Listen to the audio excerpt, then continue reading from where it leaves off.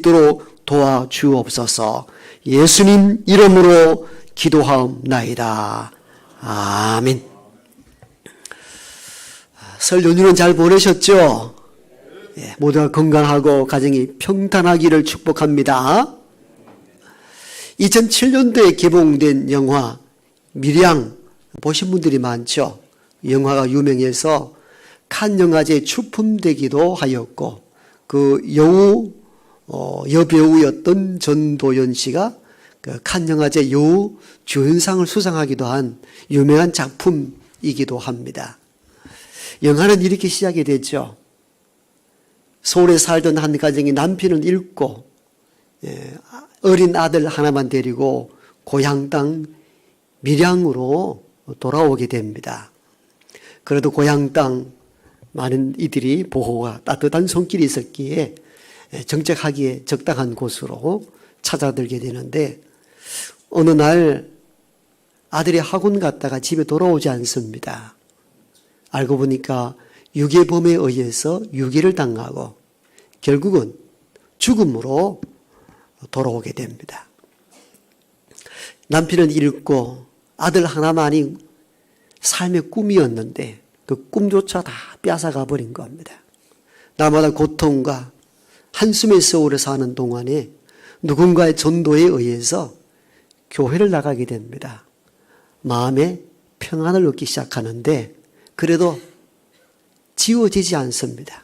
그 상처와 아픔들이 문득문득 되살아날 때마다 신앙이 흔들리기도 하고 가끔 분노가 솟아오르기도 합니다. 그때에 이를 아꼈던 교우들이 원수를 사랑하고 원수를 용서하라. 그리하면 마음에 평안을 얻게 될 것이라 조언해 주는데 그 말씀 붙잡고 의지하고 혹시 그렇게 하면은 내 마음에 분노와 아픔이 사라질까 해서 힘들게 결정하여 그 유괴범이 있는 감옥소를 면담하게 됩니다. 그리고 교회 목사의 가르침과 교우들의 뜻을 따라서 용서하겠다고 말하는 순간 이 유괴범이 거꾸로 이렇게 말합니다.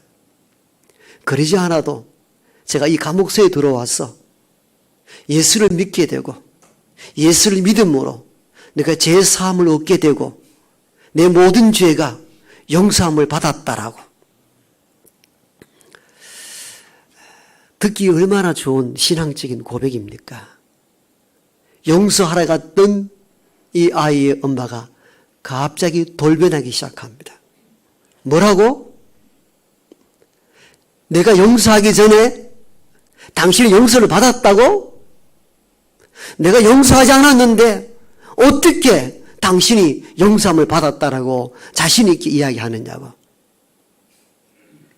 용서하러 갔다가 용서할 마음은 싹 사라지고 그때부터 이 여인이 분노하기 시작합니다. 그렇게 쉽게 용서해 주시는 내가 믿어왔던 그 하나님에 대한 신뢰가 무너지기 시작합니다. 결국은 온전히 용서하지 못하고 고향 땅으로 돌아와 이제껏 자기의 신앙을 붙잡아 주었던 교회의 돌을 들어 유리창을 끼기 시작합니다. 당신들의 하나님이 내 아이를 죽인 그 유괴범을 그렇게 쉽게 용서해 주다니 제가 이해가 될 수 없다는 겁니다.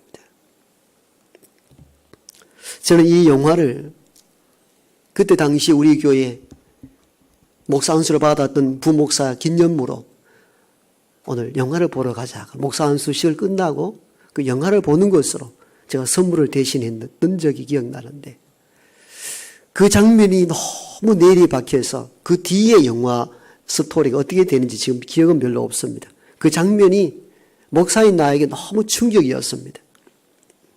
아, 여인의 입장에서 충분히 돌을 던질만 하겠구나. 이 생각이 들었습니다. 그러면서 성경을 읽고 해석하는 목사로서 용서의 개념을 어떻게 접근해야 하는가. 하나님의 일방적인 용서를 여러분 해주셨습니다라고 늘 선포했는데 과연 이 선포가 맞을까 하는 생각들이 나를 지배하기 시작하였고 그 이후에 영화 테마를 따라가지 못했던 기억이 있습니다. 여러분에게 물어보겠습니다. 여러분의 가족 중에 누군가 남편과 아내가 죽고 홀로 아이를 양육하는데 유괴범에 의해서 비참하게 살해당했습니다. 꿈이 다 사라졌습니다. 그런데 그 유괴범이 내가 예수를 믿었다고, 예수로 인하여 내 죄가 사함을 받았고 다 용서함을 받았다라고 여러분에게 이야기한다면은 여러분 어떻게 하시겠습니까? 예수 잘 믿었어. 참 반가운 소리입니다. 이렇게 수용하실 것입니까? 아니면 내 안에 분노가 쌓일 것입니까? 이건 아주 실제적이고 사실적인 이야기입니다. 저는 그 여인을 이해하기 시작했습니다. 범죄한 유괴범에 있어서는 하나님의 용서가 은혜로 들렸겠지만 아들 잃은 상처 입은 여인에게 있어서는 그 기독교의 용서가 너무 가볍게 보일 수 있었다는 겁니다. 이 지점이 굉장히 중요합니다. 죄를 지은 우리는 하나님의 일방적 은혜로 용서받았을 때에 마음이 시원하고 갇혀있던 내가 자유함을 얻을 수 있지만도 고통을 당하는 피해자 입장에서 그 용서의 개념은 가벼울 수 있다는 겁니다. 그래서 저는 성경을 다시 읽고 용서를 어떻게 해소해야 될까를 주목하기 시작하였습니다. 그런데 제가 많은 목회자들이 빠뜨린 부분들이 있다는 것을 알았습니다. 용서에는 두 측면이 있다는 것을 알게 되었습니다. 하나는 우리가 알고 있듯이 우리와 상관없이 일방적으로 베풀어 주시는 용서. 두 번째 용서의 개념은 회개를 전제한 용서입니다. 이 두 가지가 성경에 나타나 있습니다. 우리는 이제껏 아주 쉬운 용서, 일방적으로 베풀어 주시는 용서에 대한 개념만 주목하여 왔는데 용서에 다른 측면이 있다는 것을 우리가 동시에 알아야 합니다. 그 부분이 오늘 우리가 읽었던 누가복음 17장 3절과 4절의 말씀입니다. 이 말씀을 다시 읽을 때 용서의 개념을 새롭게 정립할 수 있기를 원합니다. 주의 말씀을 있는 그대로 읽어드립니다. 너희는 스스로 조심하라. 만일 너 형제가 죄를 범하거든 경고하고 회개하거든 용서하라. 4절 만일 하루에 7번이라도 내게 죄를 짓고 7번 내게 돌아와 내가 회개하노라 하거든 너는 용서하라. 여러분 성경 많이 읽으셨잖아요. 여러분 통독하셨잖아요. 그러나 오늘 이 말씀을 주목해 보신 적이 있으십니까? 왜냐하면 우리는 용서의 개념을 항상 일방적으로 베풀어 주신 은혜의 용서만 주목했기 때문에 이런 말씀을 읽어도 그냥 스쳐 지나갔을 것입니다. 그런데 이 말씀을 주목해야 합니다.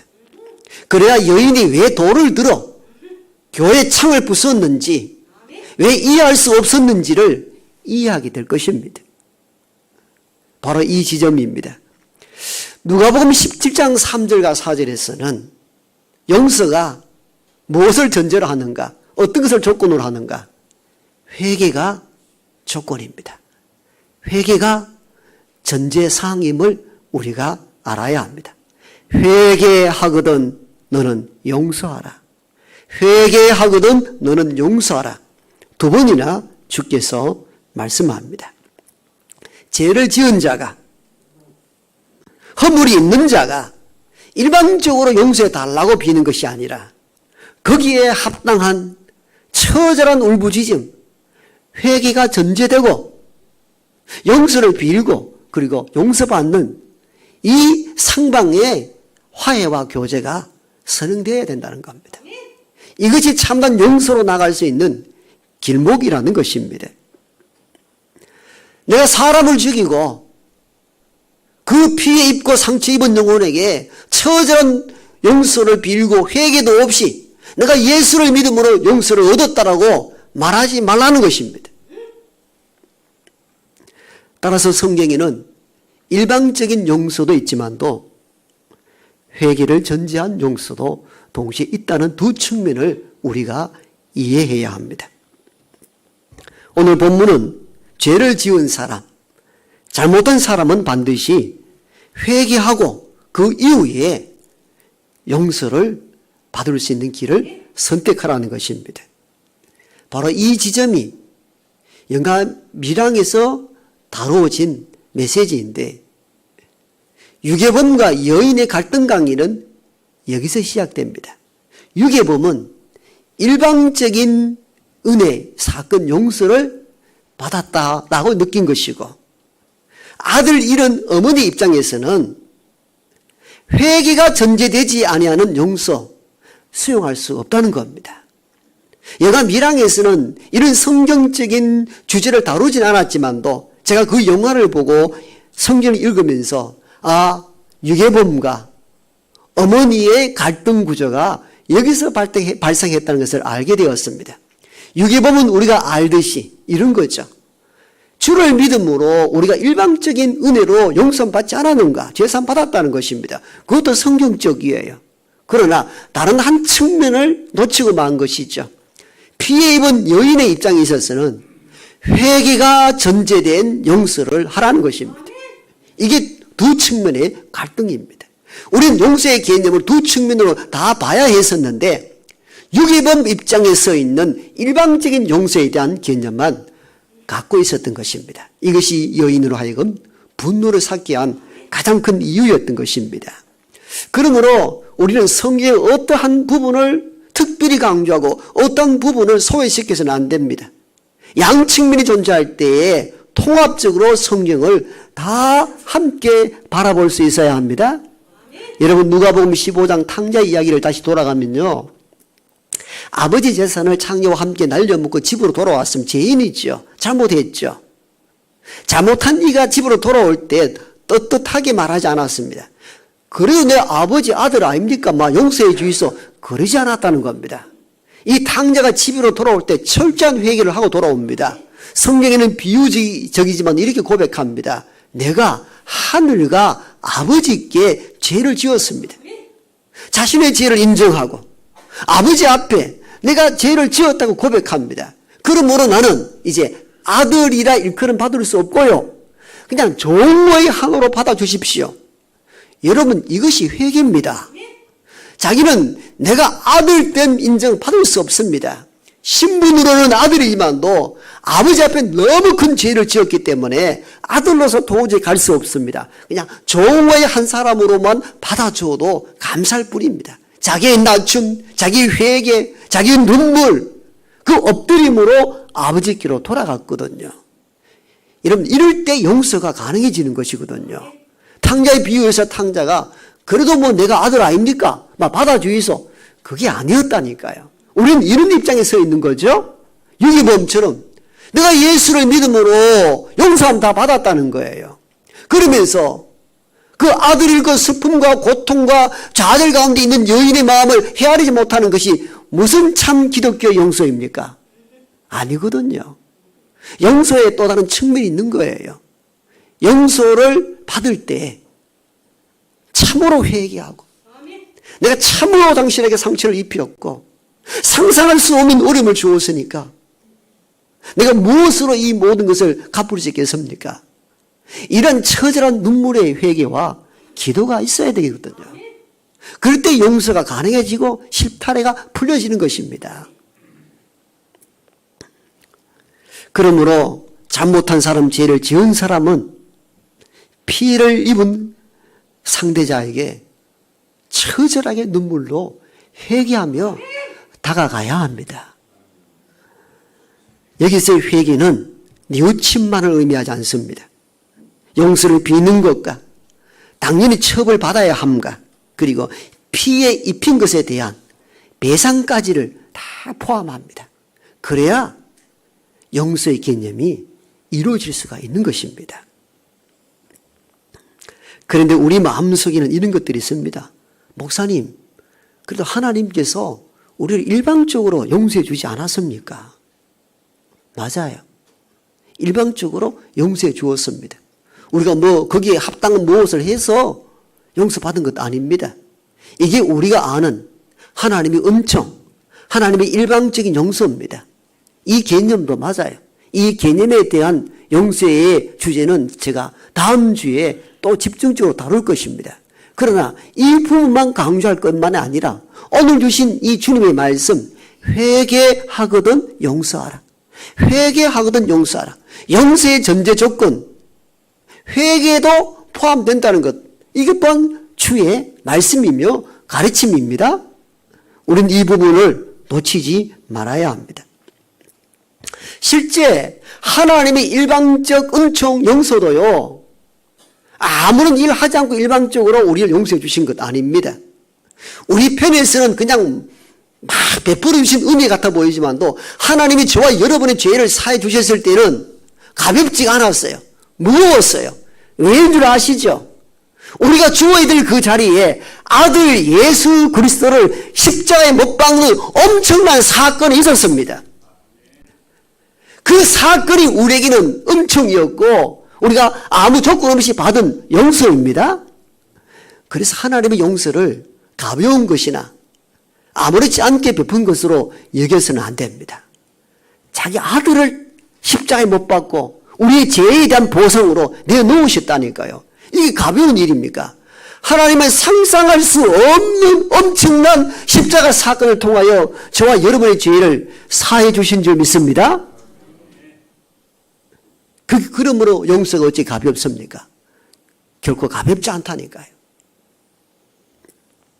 따라서 우리가 죄를 지었고 상대에게 상상할 수 없는 피해를 입힌 가해자라면은 피해자에게 마땅히 회개하고 내가 마땅히 처벌받아야 하고 내가 아들이라 이끌어 먹고 종을 본다는 그 탕자의 심정으로 처벌받아야 된다는 건 인식하고 그 피해 입힘에 대하여 할 수 있는 한 배상을 다 하려는 이 회개의 정신이 선응되어야 합니다.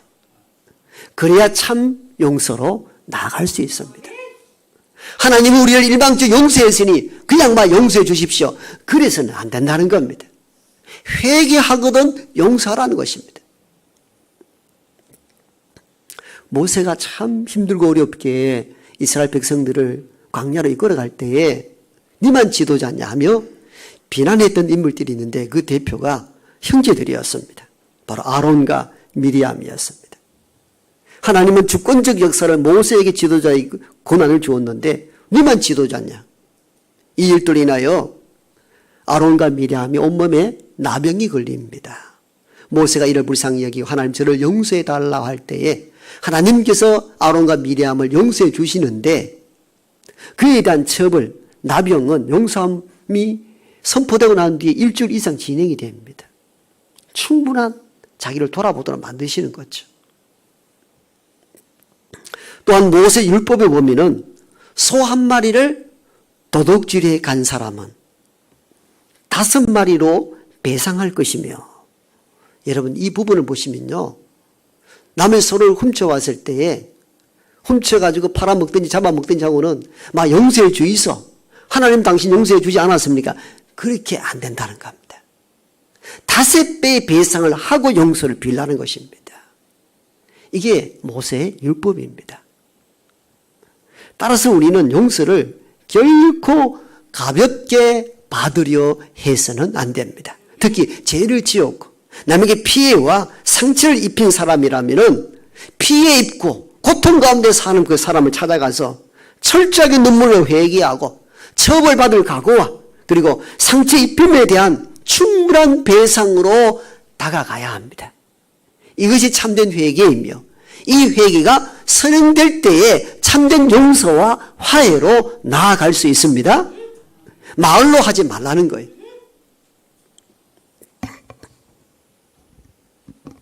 어떤 연예인이 큰 빚을 졌습니다. 이름 되면 다 아는 사람입니다. 그도 그리스도인입니다. 알고 보니까. 연예 기획사를 해서 크게 성장시켰는데 참 잘 나갔습니다. 그러다 보니까 많은 직원을 두고 회사를 경영하는데 회사의 직원들이 사장 이름을 몰래 도용해서 많은 투자금을 받게 됩니다. 근데 그 투자금을 쉽게 받다 보니까 다른 데 전용해서 쓰기 시작하니까 나중에 결국 부도가 납니다. 부도가 나서 장부를 들여다보니까 내가 전혀 빌리지 않았던 많은 돈들이 있다는 걸 알았습니다. 다 직원들이 사장 이름 도용해서 투자금을 확보했던 거예요.